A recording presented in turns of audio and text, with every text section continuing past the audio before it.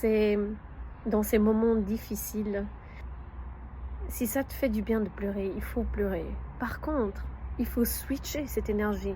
Ne reste pas dedans ça. Quand j'ai eu des périodes difficiles psychologiquement et vraiment je voyais vraiment, mais c'était tellement violent et genre c'est vraiment la nuit noire de l'âme et c'est genre tu passes par tous les maux et genre c'est comme une guerre intérieure avec quelque chose de l'ordre de waouh. Tu dois être fort. Tu dois être fort. Et cette force, elle est dans ton cerveau. Et c'est comment tu switches. Comment tu es capable de switcher cette négativité. Comment tu es capable d'aller au-delà de cette merde. Parce que tu mérites mieux que tout ça.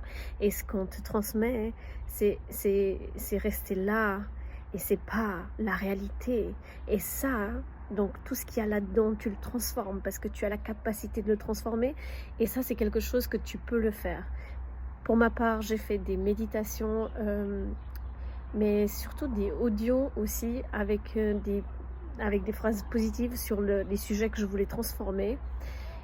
Par exemple, le système financier, la confiance en soi, l'estime de soi. Et tout ça, c'est vraiment des audios que tu peux écouter. Tu peux les enregistrer toi-même et les écouter en fin de soirée.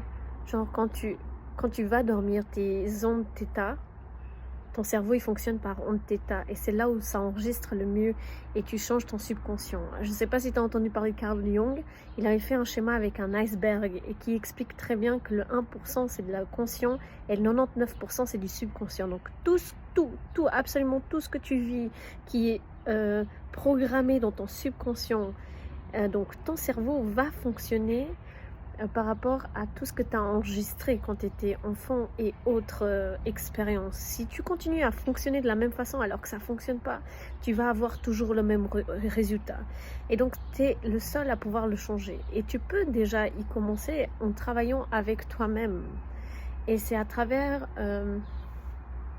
tu peux suivre un psy, tu peux faire de l'hypnose, tu peux faire des audios, tu peux faire tellement de choses maintenant. Tu peux faire je sais pas, vous pouvez mettre plein de commentaires si vous avez des idées pour d'autres personnes, vraiment de comment on peut vraiment améliorer qui l'on est. J'ai quelqu'un que je connais qui regarde des vidéos de tarot non-stop et j'ai envie de te dire, pourquoi tu mets l'argent là-dedans plutôt que le mettre dans un psy ou une thérapie qui va t'apporter quelque chose à la connaissance?